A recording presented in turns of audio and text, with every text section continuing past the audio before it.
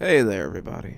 I know there are quite a few of you because the greatest thing happened when I walked outside. I could see your comments. I know that you can see my stories. I can't really post replies for some reason. It keeps refusing or saying something went wrong, but I'm glad to know that I'm not just yelling into a void. I want you all to know that all your advice, all your love, all your comments have meant so much to me. And they've helped me out here in the outside more than you know. When I walked out that door and my phone spent about 10 minutes making chime noises for new comments that hadn't come through, it scared the crap out of me. But once I got somewhere safe and started reading them, it really gave me the strength to keep going and explore this place. Sorry, I'm getting ahead of myself, I know. Let me start from the beginning. So I walked through the door and into the outside. The door shut behind me after I'd taken about 10 steps, but when it did, something weird happened. It had been pitch black up until that point. The only light was the one that came from the open door. And when it closed, I was stuck in total blackness. I mean, like, unable to see my hand in front of my face darkness. That was about the time my phone started going nuts, and I had to fish it out of my pocket and put it on silence real quick. I didn't know what sort of monsters or creatures might be out here, and I didn't want to make myself an easy target right off the bat. I had just found the silence switch, the little thing vibrating like my table was ready at Texas Roadhouse, and just stood there for a moment, basking in the backlight of the screen.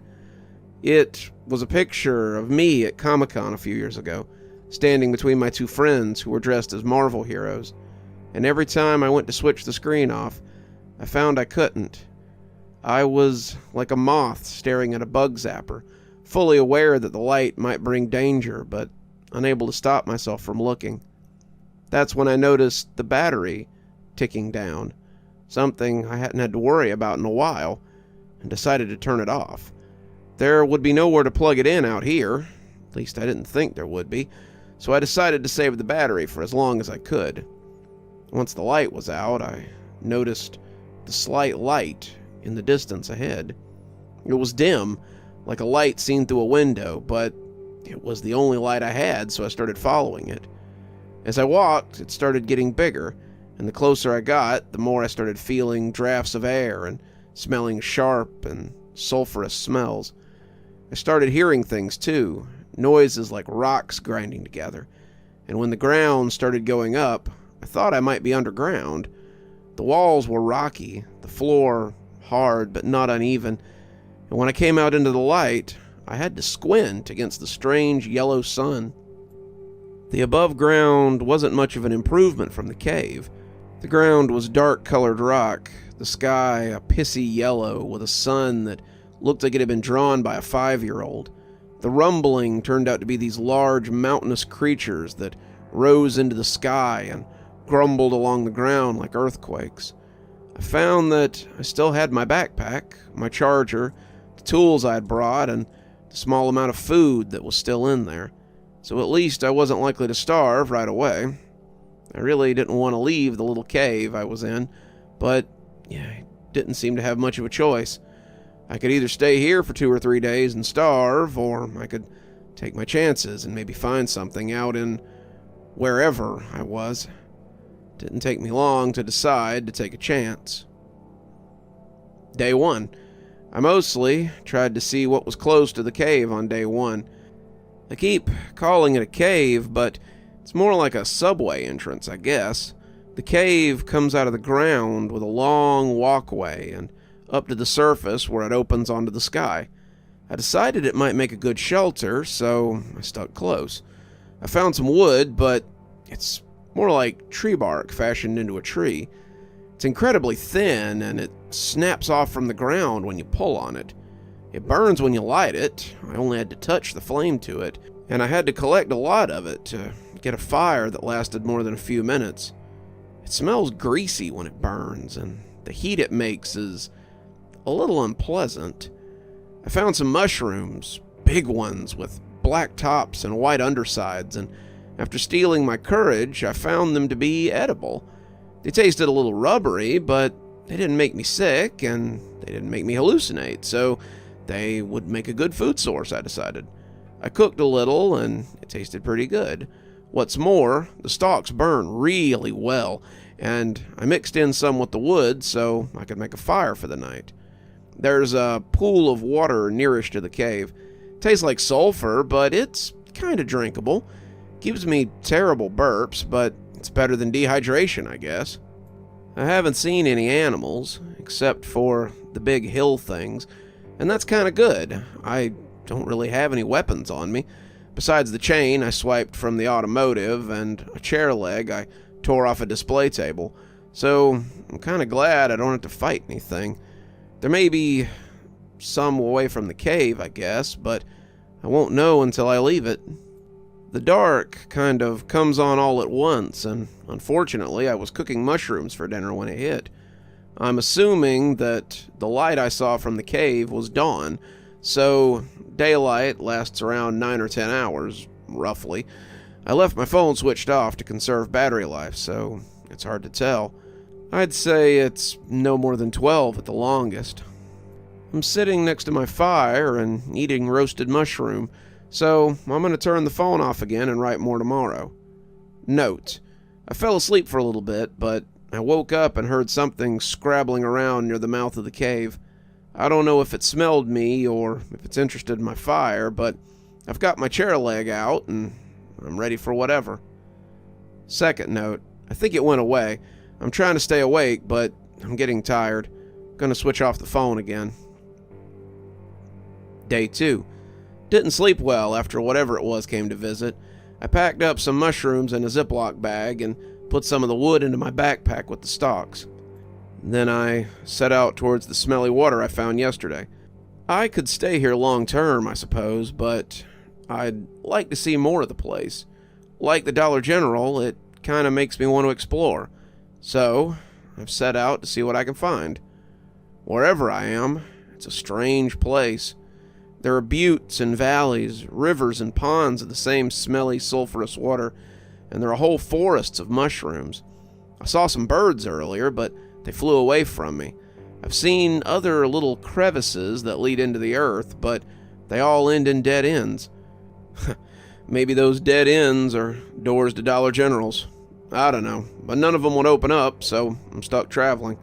I saw 3 crevices today, and I walked until it started getting dark. I'm guessing that I walked about 3 miles. I'm camping again inside one of the crevices, and I've made a pretty big fire for tonight. I'm hoping it keeps any curious critters at bay, but we shall see. Hopefully.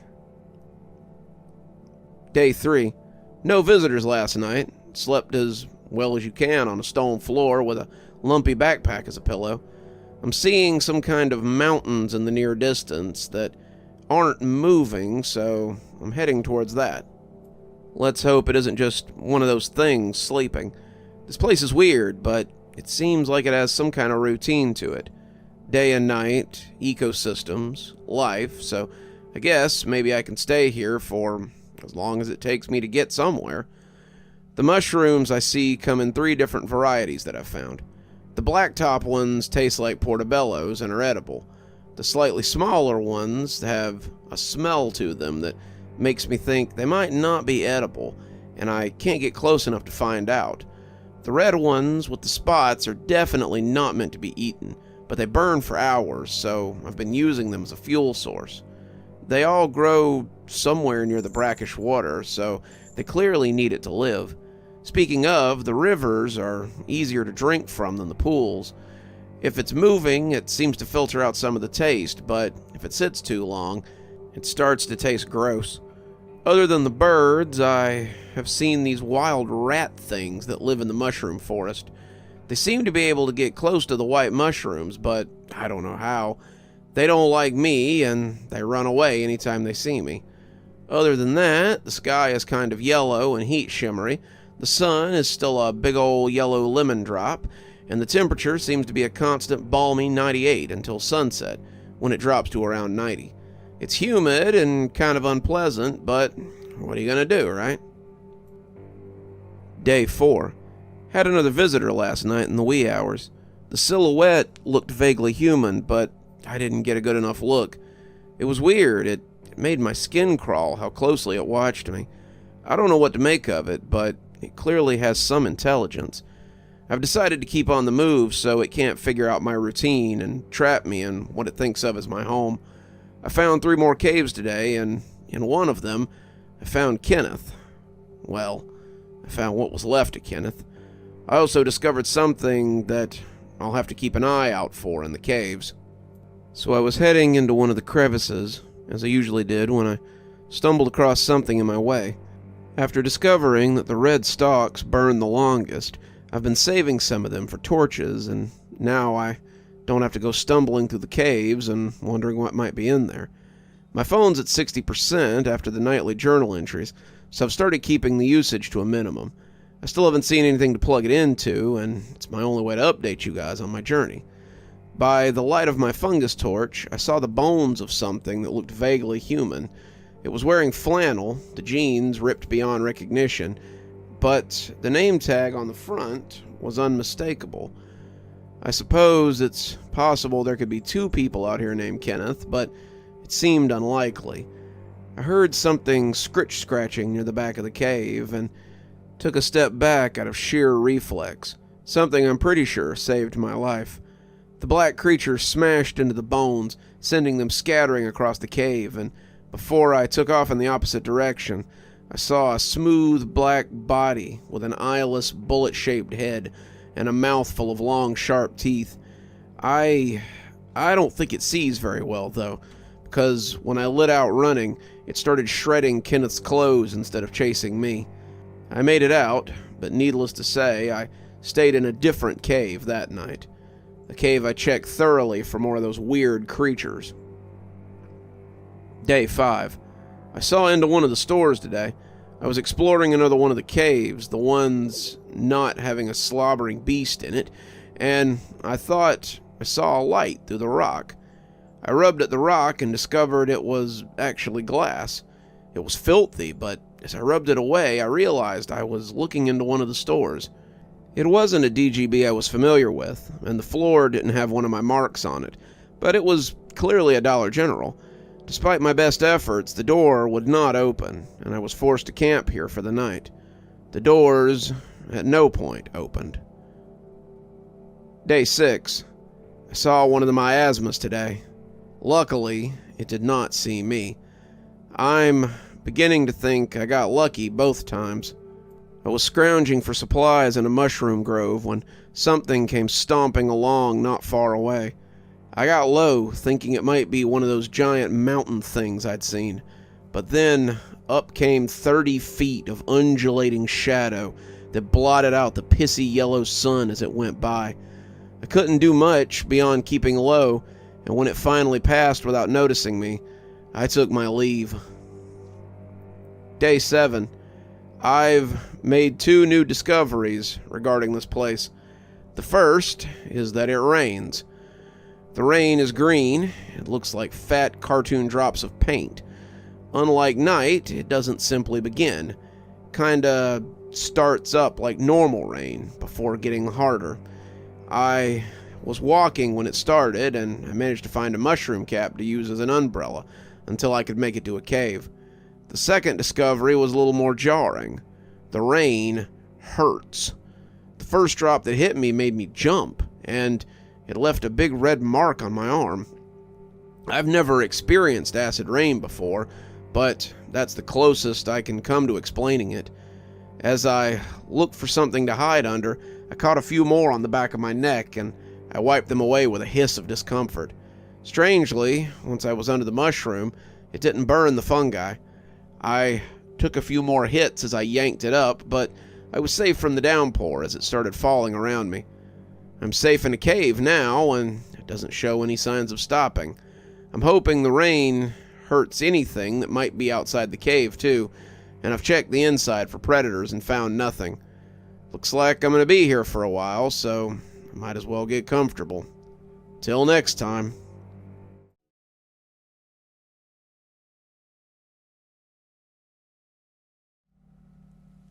Well, the rain is still coming down, and I'm sitting here watching it fall. It's been a day since the last post, and I've been stuck here thanks to the burning rain. I've been enjoying your comments, sparingly of course, since I don't want to kill my phone, but this morning I found something to occupy my time besides watching the raindrops. I had completely forgotten about the other journal until today, but I found it again when I was looking for supplies in my bag. Somewhere between a bag of crushed chips and a honey bun, I found the smaller journal that I had found in Celine's journal. It was little more than a battered notebook, and it looked like it had been through hell. I still had Celine's journal in the front pocket. I was still hoping to show it to Gail, but I'd almost forgotten about this one. I didn't have much else to do, so I cracked it open and started reading. When I was done, I felt that the info was worth a little battery power to share. The journal is from Jasper, another victim traveler through the Dollar General beyond. Jasper, unlike the rest of us, wasn't looking for a way out. Jasper was looking for someone I had read about before. Jasper was looking for his grandson, Jacob. January 10th, 1991. That date is just a guess, but it's the best guess I have. Jacob and I had been stuck inside the Dollar General beyond for the last 4 days. It all started because I had to use the bathroom. Jacob didn't want to come with me. He was a big boy and too old to go to the bathroom with his pawpaw, but 5 years old isn't really a safe age to just leave him outside while I do my business. So we stepped in and, to our surprise, stepped back out into another Dollar General. I thought I might be having a senior moment for a second, but when we turned around and walked back through the door, we were in a Dollar General again, instead of a bathroom. We found the doors locked and couldn't get anyone to help us, so we made ourselves comfortable until they opened the next day. None of the food packages were in a language I could read, but the food eats okay, and we didn't imagine we would be here longer than a night. After 4 days, I have to believe we've slipped into some kind of Twilight Zone place. Jacob thought it was funny when I told him we were stuck here, but I started to notice that the food doesn't replenish itself. Jacob is building models and coloring, but the more I observe, the more I'm worried that we might starve here. I keep hoping we'll wake up and find that everything's back to normal, but the longer it goes on, the less hope I have. The story was a familiar one at first. Jasper tested the place they were in, looking for a way out, and Jacob kept busy with toys and things. The two were fine at first, but I could definitely sympathize with Jasper when he talked about food eventually running out. When I didn't know how the place worked, I had obsessed over how much food I would have before I ran out, and I knew how that weighed on a person. They stayed in the DGB for about a week and a half before the entries changed, and it all seemed to kick off with the disappearance of Jacob. January 20th. Jacob's gone. I woke up and he's nowhere to be found. I've looked everywhere, every conceivable place, but I can't find him. I'm frantic, looking under every shelf and behind every box, but my grandson is just gone. I don't understand where he went or how he could have left. The doors never open and no one ever comes or goes, but I do seem to recall something from the night before, the longer I think about it. It was something almost out of a dream, something half remembered, but I think it might be a memory. If it is, then I know what I have to do, but I don't really understand how to go about it. Jacob woke up saying he needed to go to the bathroom, and I rolled over without thinking about it.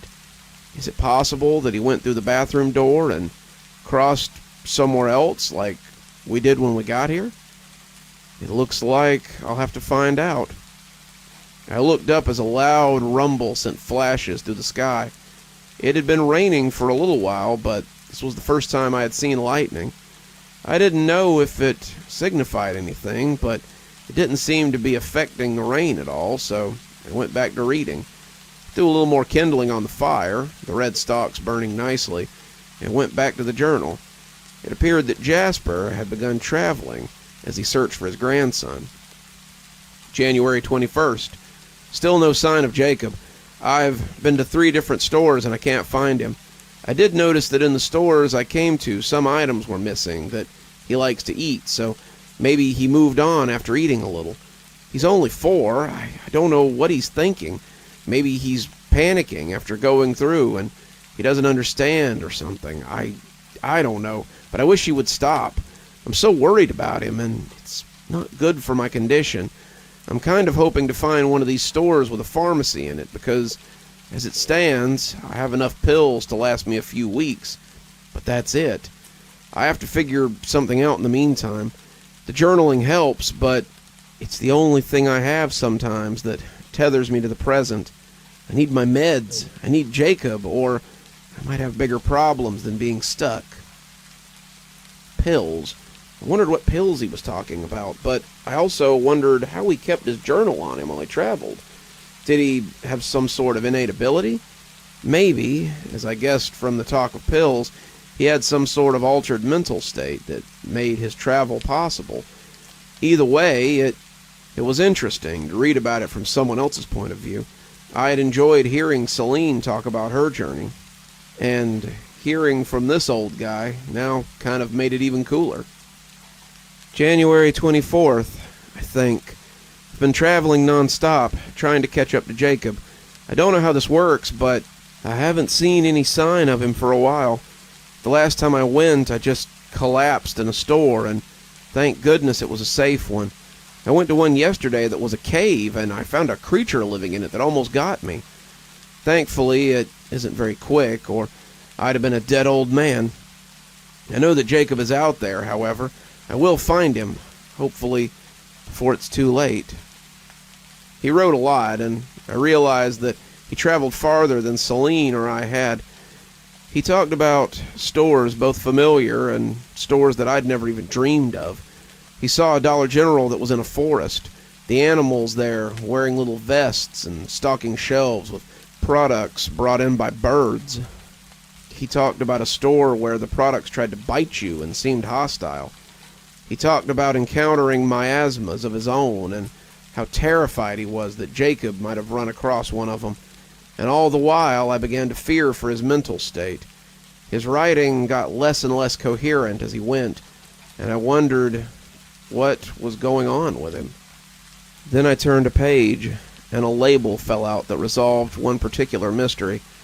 He had abandoned the dates by this point, but I could understand that. It was hard to tell dates and days when you were traveling, but he laid the label in here like a bookmark. Maybe he was afraid of losing it. Maybe he just wanted to save the page. I don't know, but what followed was enlightening. I ran out of meds today. Doesn't seem to matter. They weren't helping. I need to find Jack, but I can't find any sign of him at all. Was it Jack I was looking for? I think so. He's just a little guy. He's going into the 3rd grade. I need to find him before his Cub Scout meeting starts. I don't know where I am, but it seems like I've been here long enough that it's hard to remember where I was going or where I've been. The journal helps sometimes. Reading it now, it seems like I'm looking for Jacob, not Jack. Jack is my son. Jack has grown up, not a little kid. Jacob is Jack's son, my grandson, and he's lost. I'll sleep now, but I need to find him soon. I picked up the label that had fluttered out, and it turned out to be from a pill bottle. Doneprazil was not a name I was familiar with, but the instructions were for the treatment of dementia symptoms. That explained a lot. If the hermit had been suffering from dementia, then maybe his state had deteriorated over time and he had become feral. Traveling couldn't cure him, but it could help prevent the dementia from killing him. There was still so much about this place I didn't understand, but the longer I stayed here, the more I felt I could handle it. I kept reading, but it got bleaker the longer it went on. Today I found a store where it snowed inside. There were snowmen wearing vests. They tried to get me, but I ran. No sign of Jacob. Today I saw a store full of water, but I could breathe the water. It was fun, but still no Jacob. Found a store made of candy. Jack would have liked it. Where did he go? I Could have swore he was with me when I got here.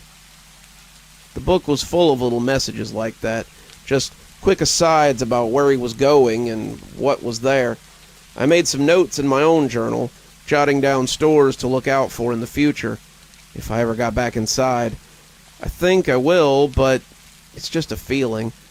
I didn't think I could get out until a few days ago, but here I am, in the outside.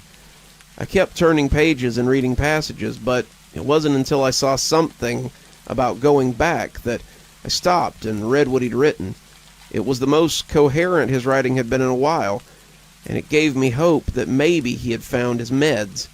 False hope, in the end, though. Back home, back where it all began. It started when I traveled somewhere I probably shouldn't have. I don't know how long I've been moving or how long I've been traveling, but I came across something terrible today. It was so bad that I may never travel again, even if it means that Jacob is lost to me forever. Today I found the end of the stores. At least I think so. I've been moving quickly between stores, feeling my mental stability eroding like a stone in a river. I'm afraid that, journal or not, eventually I won't be able to remember anything. Jacob, Jack, Rose, my house, my time in the army, everything would be gone, and I would just be a husk of myself. I keep going, not having any goal in mind, and eventually I found something I shouldn't have. I left a perfectly normal Dollar General, the only real difference being that all the products were written in a weird language and came out onto a plane of perfect darkness. The floor floated like the tiles were levitating, and they glowed like a kid's nightlight. Between the tiles were nothing but darkness. Above me was nothing but darkness, and amidst the shelves of rock and weird fungi, I saw a multi-faced crystal that hung above the floor. It was green, an emerald diamond with so many faces that it made me dizzy, and I knew that I had to get back. It was important, too important to just leave here, but I have no idea how I knew that.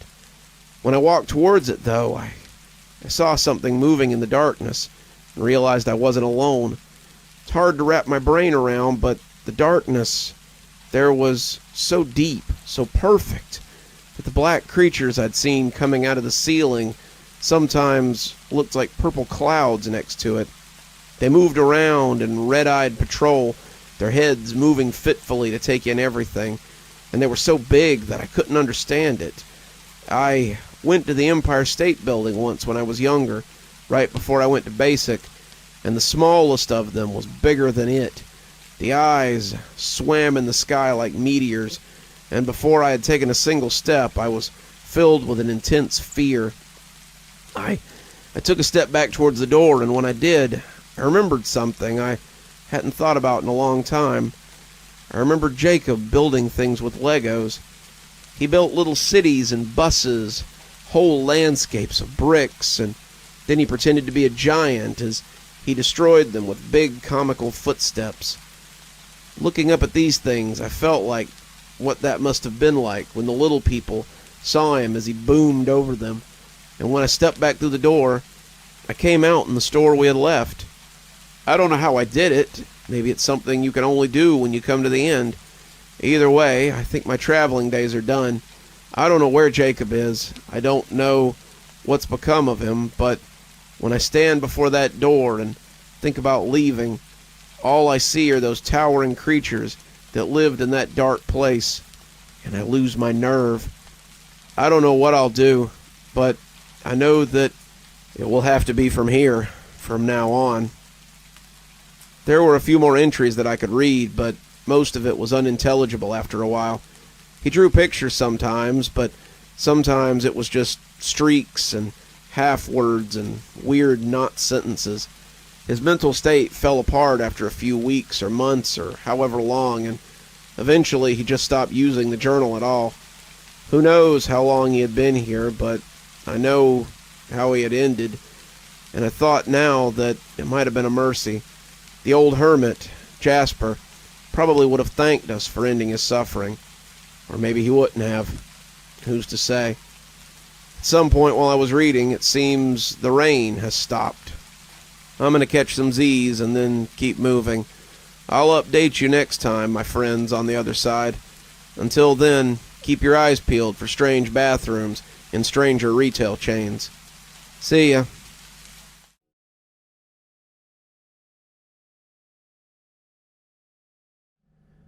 Hey guys, I'm sure it's been a while, but I keep telling you that time doesn't really mean much out here.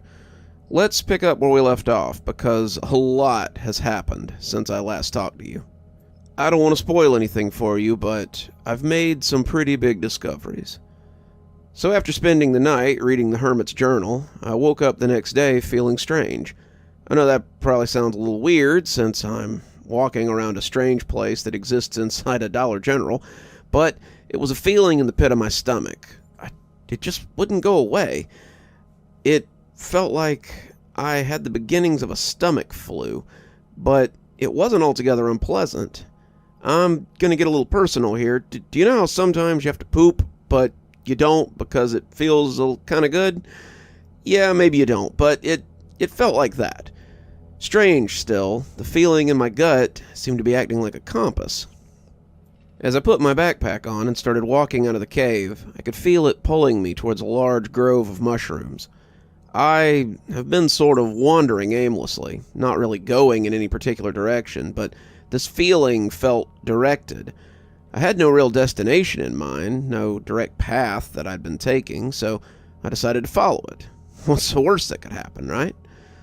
I stopped to get a drink from a nearby stream and found that the water wasn't as brackish as it had been in the area that I left. It didn't taste good, it still smelled and was kind of soupy, but it didn't make my stomach hurt or give me the sulfur burps. It didn't make the feeling in my gut go away either, so I figured it might not be relevant to what I'd been eating or drinking. Maybe there were different biomes out here, and if I traveled far enough, maybe I'd find a different one. Maybe I'd find one with pork chop bushes and steak trees too, because I'm getting pretty tired of eating roasted mushrooms for every meal. As I moved into the forest, I looked up and saw that there was a particularly bad bout of fire raining down to the south of me. I may have forgot to mention that up until now. The yellow sky is sometimes broken by these intense rains of fire. I don't know what they are, I don't know what they do, but they just come down sometimes. Some days are heavier than others, and some days you never see them at all, but they scared me enough on the first day that I always look out for them now. They haven't affected me, and none of them have fallen to earth close enough that I can get a look at them, but I still keep my head on a swivel, just in case they're dangerous. The one today was close enough that I thought I might be able to see shapes in them. I had expected to see rocks or chunks of ice or something, but whatever was inside of them looked like splayed out starfish. Worse still, they looked a little bit like people, with their arms and legs extended out as far as they could go. I tried to ignore it as I went deeper into the mushroom forest. I've been mostly seeing lush forest growth in the places I've come from, but I was encountering some stumps here which led me to believe someone besides me might be cutting them down. That could mean that there were other people out here, but it could just as easily mean that there were creatures out here that also harvested the fungus. I didn't really want to run up on any natives, friendly or not. I had yet to meet anything out here that hadn't tried to take a chomp out of me, other than Kenneth, I suppose. I'd say Kenneth's chomping days were far behind him when I found him. I kept my makeshift weapon at a ready, and my head on a swivel as I followed the feeling in my gut. I had only had it for the day, but I think I had become accustomed to using it like a compass already. It just seemed the right thing to do, and as the sun began to set and I started making camp, I realized it wasn't going to go away just because I stopped for the night. Eating didn't seem to affect it, drinking either, and as I lay down to go to sleep, I wished it would take a break until morning. Laying there and trying to sleep was like having a pot full of eels in my stomach. They kept wriggling and pushing, trying to get me to move on, but I knew well enough that traveling at night was a death sentence. Every time when the lights went out in the store was when the miasma came out. Likewise, when it was dark out here, You could hear big things moving around, and it was best to hunker down and try not to be noticed. As I moved on the next day, the pulling of whatever it was in my stomach became even worse. It was less like a nudge and more like an invisible hand yanking at my intestines. The direction was even more direct now, and it was undeniable that I was being pulled towards a large mountain on the other side of the grove. It was impossible not to notice. The thing was gigantic, with its spires poking up into the sky. The closer I got, the more of those fiery comets I could see smashing into the side of the gargantuan mountain. I really hoped I wasn't going to be expected to climb it. The idea of climbing something that big with no ropes or gear was daunting, and I thought I might rather just let one of the miasmas grab me tonight than try to scale that thing. That night, as I lay beneath the large red mushroom cap that I'd been using as a tent, one of them almost got its chance. My fire was burning low, the flames greasy as they sent runners of pale smoke up. I was just starting to doze off when I heard something big shake the ground as it walked. I threw the mushroom cap over the top of the fire, hoping it would snuff it out, and then hunkered beneath it as I tried to remain unnoticed.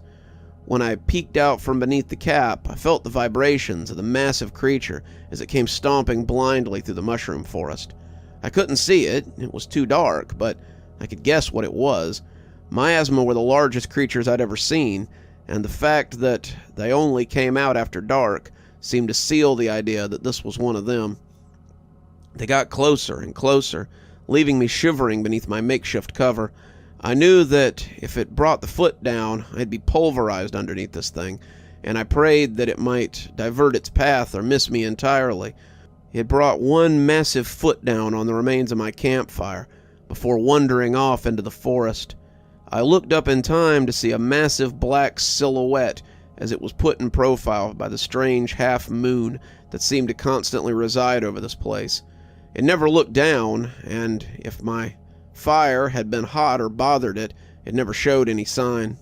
It simply kept going, knocking the tops of the mushroom trees as it went, and leaving me glad that I had been unnoticed. I wouldn't sleep for the rest of that night, and when I got up in the morning, the pulling in my guts was more intense. That day was agony. It was like something was twisting my insides as it tried to get me to move faster. The pulling was insistent and needful, and it seemed like it was telling me to hurry up with every cramping grip. Where were we going? Why did we suddenly need to go there so quickly? I would get no answer for the rest of the day, and as the sun set, I figured I wouldn't get any until the next day either. Just about sunset, though, we came out of the mushroom woods and into a small clearing at the base of the mountain. The mountain was huge, as I'd said, and at the bottom there was a large cave that yawned like an open mouth. The teeth inside looked less than friendly, and the whole thing looked like a trap for the foolish. The squirming in my guts was clearly trying to get me into there, but as I took a step towards it, something yowled like an injured creature deep within the forest behind me. I turned around and saw the top of a miasma, probably the same one I had seen last night. It had spotted me from over the top of the mushroom groves, and as I made a sprint for the cave, I wondered if I would make it before it cleared the woods. Its footsteps shook the earth, and it yowled as it sent chills up my spine. With every step I took, I felt sure I would make it there before it could get me. The cave was less than 50 feet away when I had exited the woods, but the creature was eating up ground with such haste that it became a full-fledged foot race to see who could get to the cave first. It was the most harrowing experience of my life, but since you're reading this, you can guess which one of us got there first. It was a near thing, too, and I had no sooner passed under the teeth of that great mouth than the creature hit the outside of the cavern and sent a cascade of falling rocks that would have crushed me if I'd been a little slower. I could hear it outside, yelling and screaming as it tried to get the rocks out of the way for its dinner, but it had done its job too well. I was safe, but my escape was less than ideal. I had escaped the monster, but now I was trapped inside the cave. Strangely, the writhing in my guts seemed to be pulling me deeper into the cave. I took this as a good sign and followed it in. The cave was old and smooth, the walls looking like they might have been worked with tools. There were collections of fungi growing here, and thankfully they were phosphorescent. They provided enough light to see by, and as I made my way in, I felt a strange kind of harmony inside me as I got closer to whatever the squirming feeling had been trying to take me to. When I saw the end of the cave coming into view, it wasn't a huge surprise.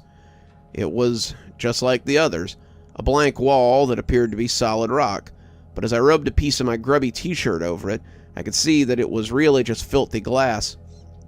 There was a Dollar General on the other side of the glass, and as I watched, I saw somebody. I was almost too shocked to call out to them. This had only happened the other time, and both times had been wildly different. The person I was looking at appeared to be a woman, and she looked a little too well put together to be as crazy as the hermit had been. Strangely enough, her uniform reminded me of Gale. It was the older style the stores had used back in the 90s, and she looked put together for a shift in the early 2000s. As she moved off towards the restroom, I realized I was about to miss my opportunity altogether. She jumped when I banged on the glass, and as I called out and asked her for help, she seemed very hesitant to approach. She had dropped the cans of food that she had been looking at and was coming up to the door as if expecting it to pop open and eat her. She squinted at me, and I wondered how long it had been since she'd seen another person. "You okay, kid?" I told her I was as good as I could be, but I was stuck behind the door and needed help getting in. "I don't know how to help you. I've only ever seen those doors open once, and I can't really say how well it worked for that guy, since, he never came back and all." I told her it was my first time out here too, and she had opened her mouth to ask a question when my eyes suddenly swam open in horror. When the creature hit me, its claws shredded my back like steak knives. I thought for sure that I was dead when I hit the floor. It was another one of those nightmare cats I had seen earlier, though this one looked smaller than the one that had attacked me before. Whether it was a pup or a cub or whatever it was, it would easily be able to finish me off. I was tired from my run, exhausted from my lack of sleep, and I could no more fight it off with my bare hands than I could have a grizzly bear. I expected that this would be where I would die, but at least I had seen someone else before the end. I had wanted it to be Gale, but I suppose beggars couldn't be choosers. The beast yowled savagely, opening its mouth to reveal a bunch of very sharp, very shiny teeth, and I closed my eyes as I prepared for the end. That's when the door suddenly opened, and the creature looked up just in time to get a faceful of a wrench. The woman grabbed me under the arm and dragged me back into the Dollar General beyond, and my foot had barely cleared the sliding doors when they snapped shut again with amputative force. I looked at her in confusion, seeing her upside down as I tilted my head, and I thanked her profusely as I had probably gotten blood all over her. "Well, I couldn't just let you die, could I? You're the first person I've seen in quite a while, and I think company is just what I could use right now." "I can understand that," I said with a laugh.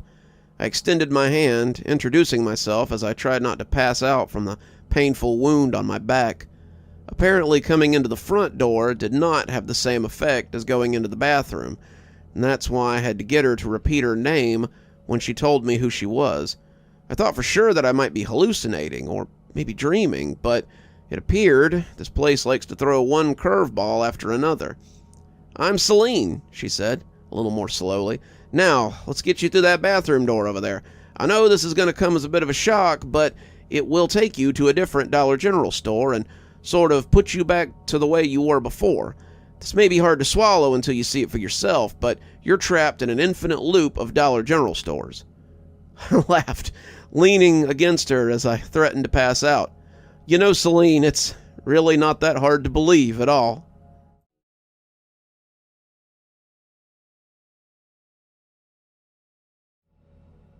Turns out I was in for more than one surprise when I made it back into the Dollar General beyond. Celine took me from the store where we had met to another store that I supposed would have been her staging area. It was not a store that I had been to before, and it almost seems like these pocket stores are cut off from the beaten path somehow. It made me question why I had never run into Gale's store before he took me there. Why had I never run into another person before the hermit? These things made me wonder how many people there were tucked away in here, and how many Dollar Generals were outside of my path and would never be encountered until I realized they existed at all. As expected, the damage to my clothes and my body was fixed, but it was something beyond that, too. I suddenly felt an overwhelming urge to use the bathroom, and my stomach felt full in a way that it hadn't since I had left. I had never really stopped to think about it before, but since I've been swapping stores so often, I was never hungry when I came to a new store. I'd eaten an hour before leaving work on the night I had stepped into the bathroom. What if it was more than just my clothes and my health that were regenerated? What if each new step set me back the way I was the second that I stepped through? It was definitely something I would have to think about later, but the idea was put out of my mind a moment later as a cold nose hit me in the hand. I reached down without thinking about it, scratching the fluffy fella on the head, and that's when I realized Celine wasn't the only lost soul that I had stumbled upon. The panting border collie was black and white, with a big brown spot on his chest. He must be the dog from the posters in the break room, the one that somebody was looking for, the one that Celine had talked about in her journal, the one that had traveled the multiple stores as readily as I had. The dog seemed happy to see a new face, and as it woofed and danced around happily, I was glad for the comfort that came from petting a dog again. It was strange what you miss while you were traversing the infinite sphere of Dollar Generals, and this was certainly one of those things. "Give him a minute to breathe, buddy," Celine said as she good-naturedly pushed the dog back a little. "Sorry about that. He doesn't meet many new people." "It's okay," I responded. "I haven't seen many new people myself lately, especially of the four-legged variety." She invited me to sit by her makeshift fire, which turned out to be a gas burner with some cooking equipment on top of it, and as Buddy put his head in my lap, she seemed to dissect me with her eyes. "This isn't your first time traveling, is it?" "Not even close," I told her. "I didn't think it was. You don't seem particularly freaked out by the fact that your wound's healed or that you're inside a Dollar General store. How long have you been traveling?" "I don't know," I answered honestly. "I got here less than a year ago, I think, and after a while I just started moving through the stores. It's been a wild ride, but I've seen some pretty outrageous things while I've been trying to figure out how to get out of here." Celine put some stew in a pot over the fire, flipping the burner on as she stirred it. "I'm not convinced there is a way out. I've seen people go out the front door, and I've seen people go into the ceiling, but I've never heard of anybody making it to the end of the loop. At least, they never come back to talk about it if they did." "Yeah, I know. I read your journal, and that made it pretty clear that..." Celine looked up, the dripping wooden spoon in her hand looking more like a weapon than a utensil, and I was worried for a minute that she might attack me. "You read my journal. How exactly do you know that it's my journal?" As if in answer, I reached into my bag and pulled out her battered old journal, opening it to the place where her name tag was. "I feel pretty certain that there's probably only one Celine trapped inside of here. I found this on an old guy in a derelict store just before Gail and I were forced to kill him. I got the feeling you hadn't just handed it to him, so I figured I'd hang on to it. I felt pretty confident I'd run into you at some point or another, or you would run into my corpse at some point or another." Celine looked like she wanted to reach out and take the journal, but she seemed unable with her hands shaking the way that they were. "You met Gail?" "Yeah, we were traveling together until he decided to go into the ceiling." Celine looked gobsmacked. "Why would he do that?" "I think he felt guilty about killing the old hermit. He seemed to be taking it pretty hard before he left for good, and now I'm wondering if I'll ever see him again."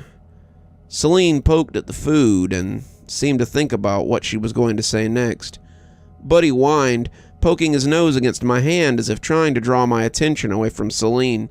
He was an intuitive creature, Buddy, and it likely came from being with Celine for so long. He wanted to give her a chance to mull over the myriad of feelings she likely had banging around in there. I already suspected that she had some connection to the hermit, as well as Gale, and I couldn't imagine how she was feeling now that she knew that they were likely both dead. "I wouldn't count on it," she finally said. "Nothing ever comes out of the ceiling, except the miasma. I've never seen anything else come out of it, at least." She took the journal, setting it beside her chair as she stirred the soup. "Of course, I've never seen anybody come out of the outside either, so my information might not be as reliable as I thought."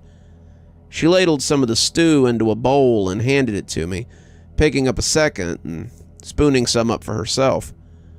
"So what happens now?" I asked, taking a hesitant bite of the hot slop. "Now, we eat some dinner. Soup is definitely the kind you want to eat hot, so you... No, I mean, like in general. What do we do now?" Celine laughed. "I haven't got a clue, kid. Like I said, no one's ever come out of the outside before. Just like they've never come out of the ceiling before. You're a first for me." I laughed a little, her candor breaking the tension as she proceeded from there. "That first night, we mostly made small talk and ate stew. It was pretty clear that Celine hadn't had anyone to talk to but Buddy for quite some time. She seemed almost shy around me, like she thought if she spoke her mind, I might disappear. It made our conversation stilted at first, but not for very long. Being stuck outside for a couple of weeks, coupled with the almost magical way I had just healed the damage to my back, meant that after I had a belly full of soup and a warm place to crash, I fell asleep in pretty short order. One minute I was drinking soup and laughing at something she was saying, and the next minute I was waking up with Buddy snuggled up against me and an empty chair across from me. I was worried that I'd been abandoned again, but it didn't last long. I heard a noise and looked up to see her securing something against the bathroom door. Celine looked up and noticed I was awake. She had been out getting supplies, and she had several plastic bags full of soup meat and other amenities. Buddy, who had been asleep, wiggled around to look at her and barked as he got up and danced around his mistress. Celine smiled, reaching into the bag and tossing him a begging strip from its depths. Buddy took it to the dog bed that sat beside our sitting area and began crunching on it viciously. "Sorry," she said, clearly seeing something on my face. "I should have left a note or something. It's been a while since I had anyone here but myself and Buddy, and leaving communications on when I'll be back isn't something I'm used to doing." I told her it was fine, and I went to go help her with the bags as she restocked her coolers. It appeared, like Gale, that she believed in keeping a stocked larder for whatever might come, and she would get no complaints out of me in that regard. Buddy panted happily as he tried his best to help, and we ended up scratching his head as the two of us finished up and moved back to the cook stove. "So, where did you find him?" I asked, scratching the dog as he leaned in for pets. "I found him again a few months ago when I was traveling. You read my journal, so you know I've been pretty far into the store. Buddy here was lying in a store that looked like a meadow, and I was afraid he was dead at first. He was so still that when he lifted his head and whined at me, it startled me. He was hungry, and I doubted he had eaten anything for a while. I fed him, and after some coaxing, he let me pick him up and came back here with me. He's a good fella, but I've had to go looking for him more than once since I brought him back here to my base camp. I finally started propping the bathroom door closed, but after the last time, when he found himself in the cave store, I don't think he's in a big hurry to leave again." I nodded, realizing I was in the presence of two talented explorers. "Something I wondered about when I found it was, how did the hermit get your journal?" I asked, accepting another bowl of stew from my hostess. "Did he steal it?" Celine looked into the butane flames for a long moment before answering, and she looked a little sad. "No, Jasper didn't need to steal it. I was taking care of him until very recently, helping him get his mind right so he could come back here, or so I thought. Were you the one who taught him how to travel? I asked, hoping it didn't sound accusatory. I did, she said, taking a bite of soup. But when I found him, he was in no shape to travel at all. He'd been stuck in that store for a while, his mental health deteriorating as his mind eroded. I found the pill bottle while exploring his filthy little home, and I guessed that being back on his medication might help him get his mind right. So I went to a store I knew of and found a refill of his prescription. He didn't want to take them at first. He didn't trust me and thought I was trying to poison him. But as I brought him food and supplies, he began to figure out that I wanted to help him. Eventually, I convinced him that the pills would make him feel better, and he took them. He became more like his old self. We talked, and he told me about his grandson, what he could remember at least, and asked me to help him look for him. His mind was still a mess, and he wouldn't go near the bathroom for anything. He was scared, terrified by what he had seen at the end of his travels, and asked me if I'd search for Jacob and bring him back. I'm guessing you didn't find him. No, and I've spent quite a while looking. I never found a trace of him anywhere. It's like the poor kid just evaporated, or maybe got taken by the miasma. Hell, maybe he went outside for all I know, but I came back after some time, and Jasper was completely gone. The pills weren't helping anymore, and the traveling wasn't helping anymore, and when I came back with a stronger dose of his medication, he attacked me. I lost my bag in the scuffle, but I considered it an even trade for making it away. I never went back, never went to check on him again. I avoided his store at all costs. That was about the time I decided to change the subject, and we spent the rest of the evening talking about the different stores we'd been to. Celine had been keeping a journal as well, about the different types of Dollar General stores, and she was fascinated by all the ones I had seen. She had seen many of the same stores, but some were a mystery to her. She looked over my journal, making some notes in a small pad she kept, and I did the same with hers, making notes on the later stores.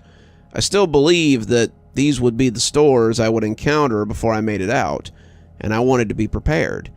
"This is extremely well done," she said after a while. "You got a real talent for this." "Thanks," I said, glad to have found someone who appreciated my work. "It's not as extensive as yours, though. I'd love to see some of the other stores you talk about."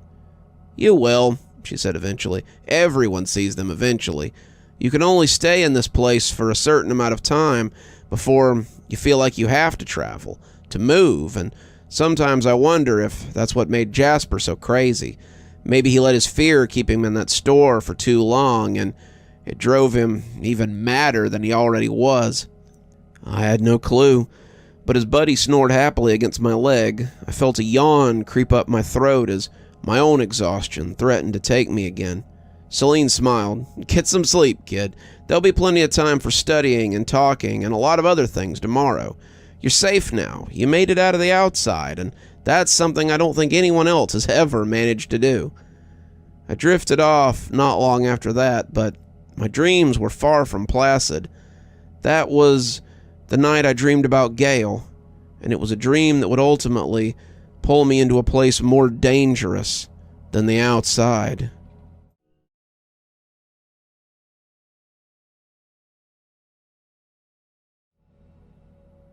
It's been about 5 sleeps since the first dream I had about Gale. The dreams are almost always the same, but I don't know what to make of them. I'm always wandering through a shadowy landscape, searching for something as I walk endlessly. Saying it was shadowy might not do it justice, but the way it was set up is harder to explain. It was as if the place was a negative copy of the world, everything standing out in harsh white lines against the black backdrop. It's a lame explanation, but it's the best I can do. Anyway, I just kept walking forward, staggering a little because I was tired or hurt, when I suddenly came across someone and all that strangeness. They were floating a few feet off the ground, their mouth and eyes open as they groan in pain. When I looked at him, I could see it was Gale, and he looked like he was hoping for that great pain to end. He mouthed out words I couldn't make out before everything went white and I woke up. Buddy would always come awake at the same time, almost like we'd been having the same dream, and look at me with confusion. I would try going back to sleep, but I just couldn't. I couldn't get that image out of my head. It felt like Gale was reaching out from wherever he was, and as I lay there thinking about it, I knew it had to mean something. Celine had no real advice to speak of, though. Like I said, no one's ever gone into the ceiling and come back out again, at least as far as I know. Maybe he's alive up there. Maybe he's not. Either way, seems like a bad idea to go up there. I tried to put it out of my mind, but after being woken up the second night in a row by the exact same dream, I just couldn't shake the image. I hadn't had a lot of dreams since coming here, maybe a side effect of being stuck in this place, and these didn't feel like a couple of dreams I could remember having. They were extremely vivid and unlike anything I'd ever seen before, and I caught myself looking at the ceiling more than once that day. I wished I had some information about what was up there, but not even Gale had been in the ceiling before. Well, not until recently. But I wasn't the only one interested in the ceiling. Tired as I was, it was still hard not to notice Buddy was looking at the ceiling too. He had his head cocked to the side like he was listening to something, and I wondered what he was hearing over the drone of the fluorescence. Could he hear the miasma up there? Could he hear someone screaming quietly into the blackness of the ceiling? I didn't know, but I think that was the first time I thought about what could be up there, besides all that darkness. I thought about it a lot that day, and I must have carried it with me into sleep that night. I was in the negative place again, and I let my feet guide me to where Gale had been the night before. It wasn't hard now. I'd gone there a few times, after all, and I found him much sooner tonight than I had before. He was still contorted oddly, his body hovering above the floor, but he turned his head as I approached, an action that seemed to bring him great pain. He mouthed at me again in toneless horror. It was hard to tell what he was saying, but it looked like he wanted me to help him. Save me, or get me, was definitely the gist of it, though that was just a guess. His eyes turned to look at me as he mouthed, getting big as he spied something, and I turned just as a swirling mound of darkness roared loud enough to shake my soul. Buddy was barking when I came awake this time, and Celine was yelling for him to quiet down. It was hard to ignore the ceiling after that night, and as Celine and I traveled around getting supplies, I found myself looking at it in the different stores. Were they all like mine? Some of them didn't have ceilings like ours, but I was sure there existed a darkness in each of them. Who could say how you got into them, but they had to be there. It was a constant of each store, after all. The doors didn't open until they did. The ceiling was full of darkness. The food never spoiled. The bathroom always led forward. Constants. Maybe. Who could say? The third dream was much the same, though it was the first time I noticed that something was happening to Gale. I found him much sooner this time, my feet knowing the way. He was still floating there, in that constant state of torment, but pieces of him seemed to be floating up. It was easier to tell in the photo-negative environment. They looked a little like snowflakes, and if he noticed, it was hard to tell. He seemed to be in a constant state of terror, though, so who's to say? As he looked at me, he again began to mouth something. It looked like he was asking me to come and get him, but the grimace in between words made it difficult to tell. Gale was clearly in distress, but whether it was the space or him, I couldn't hear anything he was saying. When I woke up the next day, I think I had already decided that I was going up there to get him. I knew it was a death wish, but I couldn't just sit here while whatever it was tormented him. Gale was important to me, and seeing him like that hurt me. It could be a way to lure me into the ceiling as well, but I didn't care. I was stuck here either way, so I might as well do something. Celine was instantly against it. You already went outside and came back. Are you in that big a hurry to tempt fate? But if I go up there and get him before it's all over, maybe he could help us find the end. There is no end, kid. It's an endless loop of Dollar General stores. We aren't meant to escape. We're just meant to keep moving, keep living until whatever controls this place gets tired of us. Buddy whined a little, looking at Celine as if pleading her not to yell. We were sitting around having dinner when I brought it up, and though the conversation had started out mild, it had become a little heated as it went on. She scratched Buddy behind the ears and seemed to find some of her lost cool. It's just a dream, kid. Don't think too much about it. Trust me, it'll just drive you crazy. I didn't push it, but I knew it was more than just a dream. Something about this place was special, and it seemed that I had some kind of affinity for it. It had opened the doors for me. It had spared me when I knew so little about it. It had allowed me to find Gale, something that didn't often seem to happen, and it felt like it had thrown me a bone when I met Celine, too. Now, it seemed to be pushing me towards the ceiling, and I couldn't ignore that. After 2 more nights, however, I was ready to go regardless. Each dream showed Gale in a worse state. He seemed to be turning into sand, his body dissolving a little at a time. The longer I came back into that void, the less I expected to find of him the next night. I can't claim that Gale and I were family or anything. I had honestly known him for a short time, but it was still painful to see him like that. Gale was the first real friend I'd had since coming here. He'd taught me how to travel with purpose, and we'd spent some time together. In contrast, Celine was methodical and not particularly interested in the secrets of this place.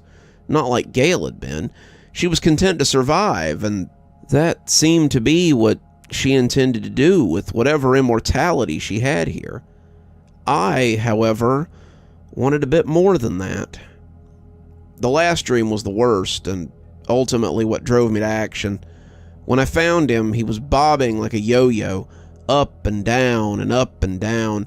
It looked like he was having a mid-air fit, and the lighted spaces were fading from him like snow. He wasn't mouthing anything when he looked at me this time. His mouth was open in a scream, and he was shaking as he loosed his silent fear and pain. It was terrible, like watching someone hang, and when I heard the tromp of heavy feet, I opened my eyes and sat up panting for breath. Buddy was awake too, but he just watched me as he lay shivering on the ground. He knew. I could tell that he knew, and I knew then what I had to do. Celine woke up to find me packing a backpack. "Where are you going?" she asked, though I think she already knew the answer.